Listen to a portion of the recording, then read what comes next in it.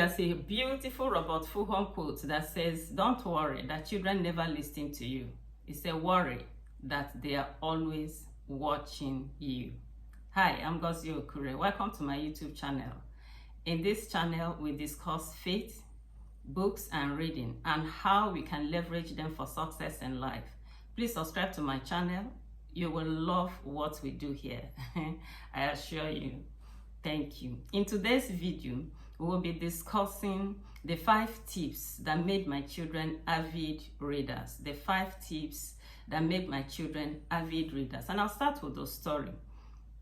Years ago, I went to visit a particular family. So while I sat with a young man, the father of the house, his daughter, who was only 3 years old, less than 3 years really, because she could barely talk.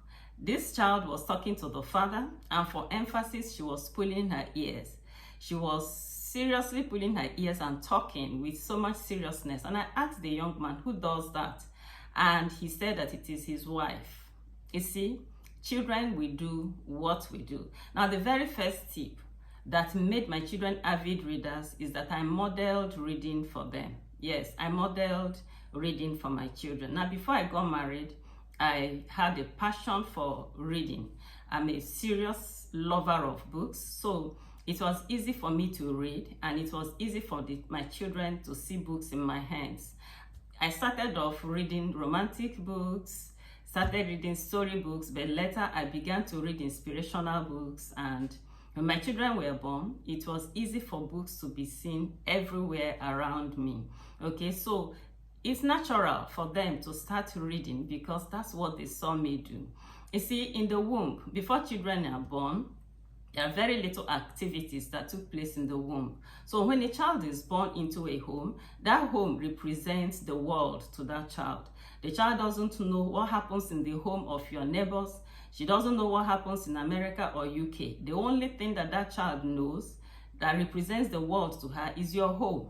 So whatsoever that happens in your home represents what that child will do, right? Just as I said, the Robert Fulham said that you should not be bothered, you should not be worried that your children are not listening to you. You should rather be bothered that they are always watching you, because children will do what they see you do, right?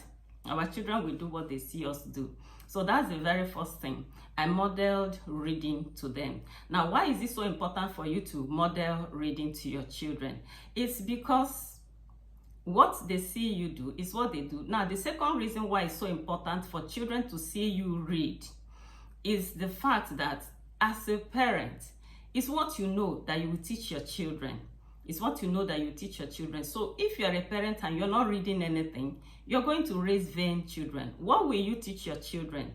Because if you don't know anything, you will raise children who are bereft of knowledge. Okay? That's why it's so important that you make up your mind as parents to begin to read. You see, when we are pregnant for those children, we go for antenatal classes and they will tell us, eat for 2. Eat for 2. And what they mean is this. They said your child will derive her nutrients or her nutrition from you. So if you eat well, your child will get her nourishment. That applies also to parenting. What you know is what you will teach your children. I remember going to visit one of my relations that had a baby. As we stood in the corridor of that hospital waiting for her to come out, I was just thinking, this young lady has been entrusted with the care and nurture of a young child. What does she know about parenting? Right? What does she know about parenting? You know, there are so many people who will raise children from beginning to the end. They've not read one parenting book. That wasn't my case. When I had my first child, it dawned on me. I didn't know much about parenting. So what did I do? I got books on parenting and began to read. I read James Dobson's book, whom I was told was one of the leading authorities in child psychology then. I read his books and I read other books as well, okay? So parenting is not complete without reading. The fact that a lot of children are not reading is because it's a mirror image. It's a mirror image of what is happening in the home. The children are born into homes where nobody is reading. Because I have a friend who is a lover of books. Her children grew up reading. That's exactly the way it is. Children have a common denominator with the chameleon. The chameleon will take the shade, take the color of the surrounding environment where he is. And that's exactly what happens.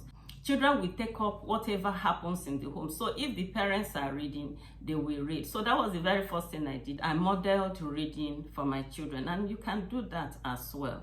Now, the next thing I did was that I bought books for my children. Yes, I bought books. I bought various types of books for them. Okay, I had my children in Aba, which is a commercial city in Nigeria, and Aba traders were known for importation of so many things. And one of the things they imported were fairly used books from UK, and I bought them. I bought board books, storybooks, bedtime stories, Aesop's fables, and then because I'm a person of faith, I bought a lot of illustrated Bible stories for the children.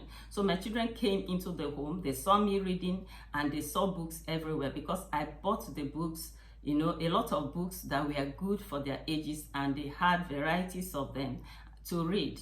Now, the next thing I did was that I didn't allow my children to be entertainment driven. I was decided that they were going to be knowledge driven. So I put books into their hands, and I took away home videos. I took away cartoons, okay, from them, and gave them books to read. And I was particular in picking the things that were necessary for this goal to be achieved, okay. So I didn't allow home videos for two main reasons.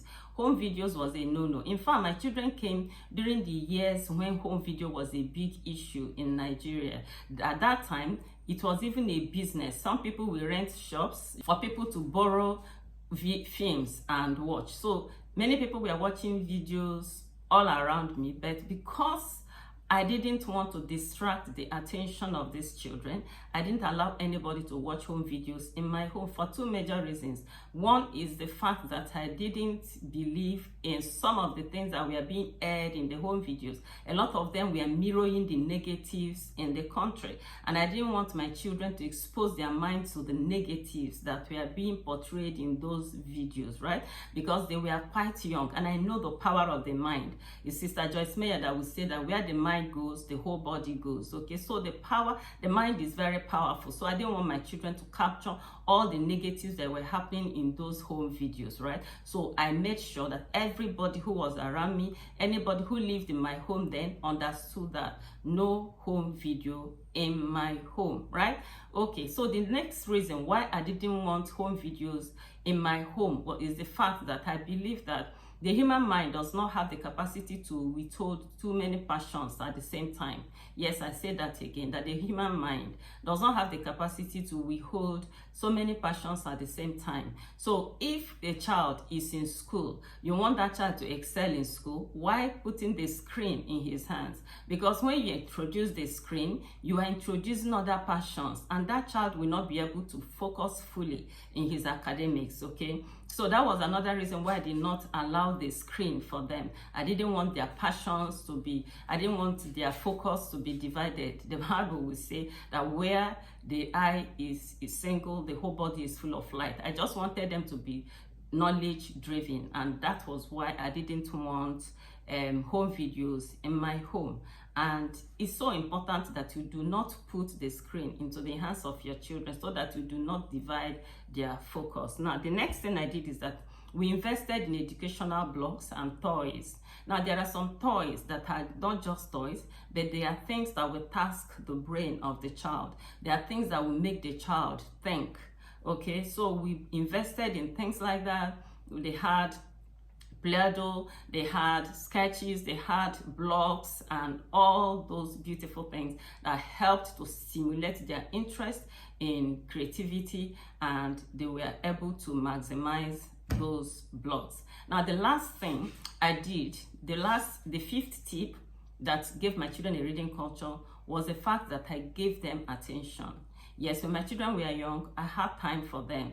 I didn't have a 9 to 5. I worked in the home, and I was there for them. I was there to teach them. I was there to enforce that they read certain things until they picked it up as a habit, and then they were on their own, right? You know, human being is a creature of habit. So whatsoever you expose to the human being consistently, it becomes habitual. When they are young, you're trying to form a habit, you're just exposing them, putting books in their hands, and they are reading consistently. If they read like that over a period, reading becomes habitual. You don't need to drive them, you don't need to pursue them anymore for them to read. It has become a habit. So I was there to ensure that even the things I wanted for them were enforced. Not that I'll turn my back and go somewhere and one house help or one caregiver will begin to put the kind of films that I didn't want them to watch for them to watch. Okay, so there are films that were suitable, that taught them morals, that taught them values. All those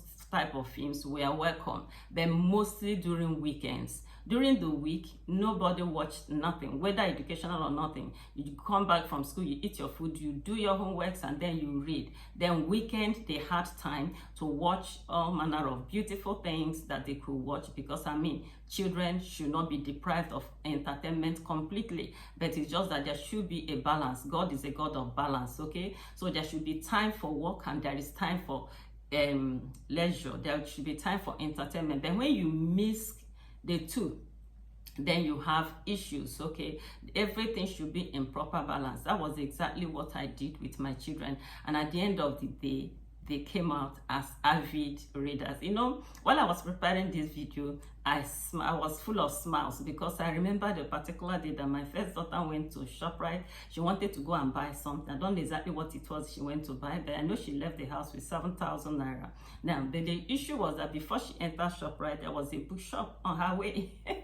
So she entered the bookshop. Before she knew it, she had spent all her money buying books. So that the kind of children I raise, they love books, they're book lovers, and they read books. And the beautiful thing about giving your children a reading culture is that they will read, and each time they open books to read, they are learning things. So you raise children who are filled with values, okay? Especially in this time of social media, when your children are full of values, when they write something and post it in social media, the world sees it, and the world, employers will come to your home looking for your children if they are people of value. That's why there's no price that is too much to pay to make sure that you give your children a reading culture.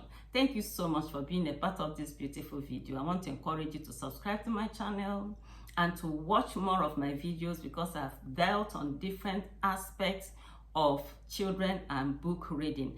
And you can as well do somebody some good by introducing them, sharing the link with them, so that they can equally begin to know what to do in order to make their children avid readers. Until I come your way next time, remain richly blessed.